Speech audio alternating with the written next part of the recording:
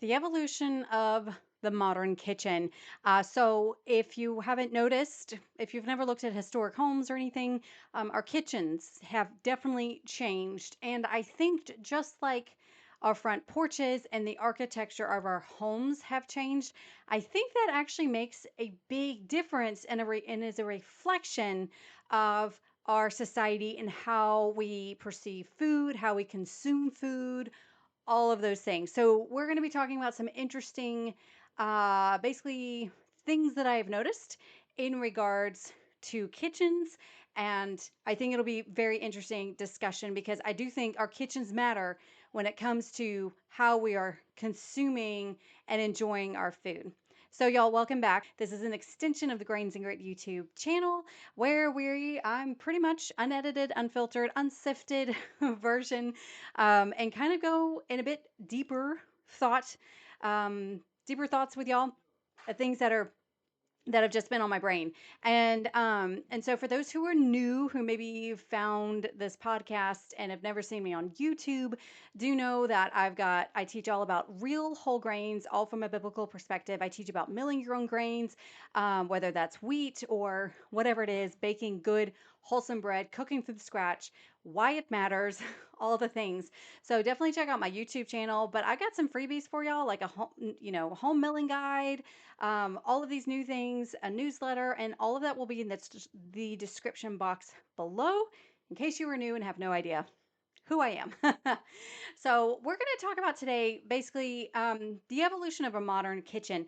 And the reason that this has been on my brain is because I'm actually currently planning a kitchen remodel, which I am both dreading yet excited about because the kitchen is one of the main rooms in my house that I definitely use. I'm a stay at home mom, I'm a large family mama.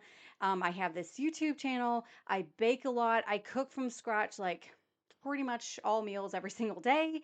Being that we are a family that stay at home, I mean, trust me, our kitchen is being used all the time. And the fact that I might have to go without it for a little bit kind of terrifies me. But also, I'm excited because my kitchen is not going to last much longer. It's falling apart. We hide it well in videos. But and if you've ever done a kitchen remodel and you have some tips for me, please comment below. I am all ears. But anyway, so in saying that, and I also have some family that has like built a new house, and I was kind of talking with them about, how do you like it? How do you like the layout? All of that stuff. And it really got me thinking about our kitchens, and especially because I've read an article few years ago about the evolution of the front porch and how pretty much no one has front porches anymore, which definitely showcases the fact that people aren't really doing front porch sitting anymore. We're not really visiting with our neighbors. We're not communing together as a community, and it kind of shows in our architecture. And it's really made me realize that also is reflective in the design of our homes and our kitchens. And so we're going to kind of go back, look at the history of our kitchens and kind of what it is today, and then my thoughts about how that reflects our relationship to food and also to our family and friends and who else we have in our house.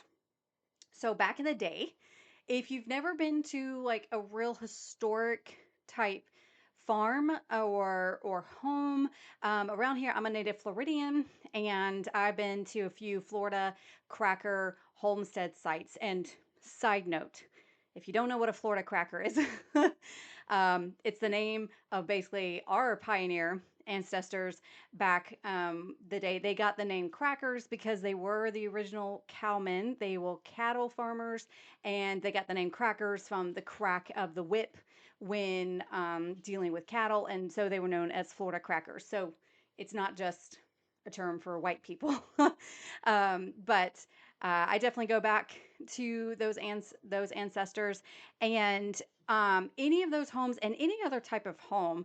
And what you see is you usually have the main house and then a separate building behind the house, which is where they would do their cooking. This is reflective in many type of old historic homes before we had like the ovens and stuff, and basically when people were cooking with fire. And this was very smart to do that because fire was going a lot and you're cooking with it. The likelihood of accidentally starting a fire was high. And so, if that was the case, a fire got out of control, it was just that one building, not your entire house, that burned down. And so, I always found that very fascinating, and I love seeing them. So again, the main house, the kitchen, separate building out back, and that reflected the way that people would do cooking. Now, I have seen it where sometimes it would be like the kitchen and then like this little dining area right beside it where the family or whoever, they would dine there. Sometimes it's just the kitchen where there would just be cooking. So it really just varies and depends. But I found that was a reflection of those times when people were mainly cooking over fire. You didn't want the whole big house to burn down. So if something happened, it was just that small bit. Well, fast forward to our more modern times where then we had electric ovens, maybe even, our propane gas ovens where basically things were a little bit more contained. We're now in the modern modern world. Also, we now have electricity in the homes and people have, refrigerators and things like that. And so that's whenever and this is, your kind of mid-century, those 1950s idealistic type houses. Suburbia is now coming up. You now have like the housewives, the June Cleaver type mentality. And the kitchens, they're now becoming more electronic, but they're now inside the house because, not really cooking over wood fire anymore, less likely for that to happen. Um, and so now the kitchens are inside, but if you look at a lot of the architecture, the kitchen was still a separate room, and then people would have like, I mean, we're talking door closed and everything, and then usually there was an actual dining room. Now some houses may have had a little like breakfast nook. If you've ever kind of seen like the Dick Van Dyke Show, if you notice that their kitchen, that was in a separate room, but they had a little breakfast area. But then to actually entertain or to have like more of a formal type regular dinner, it was outside that had a little dining area that's where they would participate. But the kitchen was still very closed off. And I think that there are many reasons for this. First of all, kitchens were still mainly being used to cook or at least prepare food in the homes. And that's a whole other story, whether it's just a TV dinner or whatever. The bottom line is that food was still mostly being prepared in the homes, and the kitchen was definitely a working kitchen. And if you've ever stepped into a kitchen that is being used, it is not entirely, spick and span and clean and, it may be cleaned, but like, stuff is going on. And that's not something that it can be kind of, I think, visually cluttering whenever you see it. So that's why people put it behind closed doors. And then to actually entertain, you have your dining room, your entertainment type space. This also goes with the fact that, whenever people had domestic help, whether they were wealthy, middle class, regardless, whenever there was domestic help involved, the dining room is definitely a separate area from the kitchen because you're not wanting to see your servants or whoever it was, the hired help preparing the meal and doing all of that. It was definitely more of a formal type dining experience where you're at the table, you're able to enjoy your company, and they serve the dishes without the clattering and stuff that goes on in a kitchen whenever you are preparing food. And so I think for probably most of the history, that probably is a huge reasons why kitchens were separate, is because many times, especially the wealthier you were, you had servants, or yeah, I know there were slaves at one point, but bottom line is someone else was doing the cooking, and it was more of a servant type thing, and then you were served in your dining room. It was more of an entertainment spot. Now, fast forward to, I'm not sure entirely when this trend kind of caught on. Now, I do remember whenever I was growing up, um, most kitchens were not completely closed off like they used to be, like with doors and everything, but it was still either like a separate room, and people also had their dining rooms. So they would be separated in some way, whether it be like, how you have like the bar area and cabinets, So that might be it. And then just an opening to get to your dining room or whatever it was. So it was still kind of closed off, but you could kind of see in it. And so that started happening. And I think that was becoming more of a thing in architecture because I know we didn't have cooks growing up. Come like 80s, 90s, I think it became less common for Americans, especially, to have domestic help in the kitchen. And so most of the times it was, the moms or whoever was in the house, grandma, whoever it was, preparing the food. And I have great fond memories, just going in the kitchen and my grandmother was preparing food, and but yet it was open. It's not like we had to go through a door. So it felt a little bit more inclusive, but you still had the separate dining space. The kitchen was still slightly separated so you could hide a bit of the work that you were doing. Um, we also buffet style many, many times through the kitchen. But I would say that was kind of that 80s, 90s type architecture where it was like a semi open kitchen, but you could kind of see into it. I hope this makes sense. Let me know if you know what I'm talking about. Because especially fast forward to modern times, and I have to say, this is something that really irritates me, and that is actually the complete open floor plan. Now, if that is what you have and you love it, go for it. Okay, it is your home. You do it however you want. I'm not knocking it. I'm not saying you're stupid or anything if you have it. Me personally, I do not like the completely open floor plan that a lot of people, I know, just, with more of the modern styles, where you walk into your front door and there you see the living room, the kitchen. I mean, you just see everything right as you walk into the front door. Just that completely open room. Now, good news is it looks very spacious. And also good news is that if you are the one working in the kitchen, you're not going to feel excluded, if you have guests in the living room or whatever it is. And that kind of leads me to, I think, why this has become more of a style is because I think in my opinion, again, this is not a blanket, for everyone statement.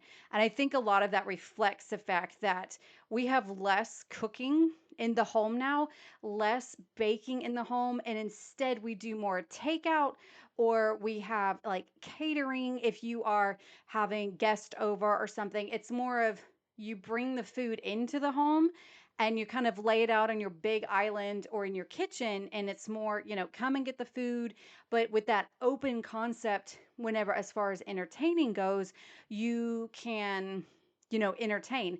This also is reflected, I think, to our TV type culture, where now more people are actually eating in front of the TV and not actually using a dining room, which is why dining rooms have pretty much disappeared.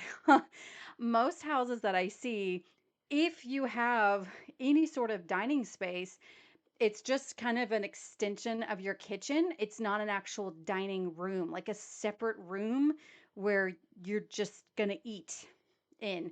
And that's kind of a twofold thing where like the elimination of the dining room, the separate dining room, the combining of that with the kitchen and a more of an open type concept is like as I do believe that that reflects the fact that we are consuming food in front of televisions. We are no longer really eating together as a family. It's not really a priority to regularly be sitting down at a table eating food together. And I say this because I grew up this way where we, both my parents worked. We were all public school. We were very busy outside of the home, and we rarely ate together as a family. Like there were a couple houses we lived in that had an actual dining room, and we rarely used it because we just weren't really home. I mean, we were, or it was just more formal. I mean, sorry, informal. Sometimes we would eat in front of the TV, especially as we were getting older.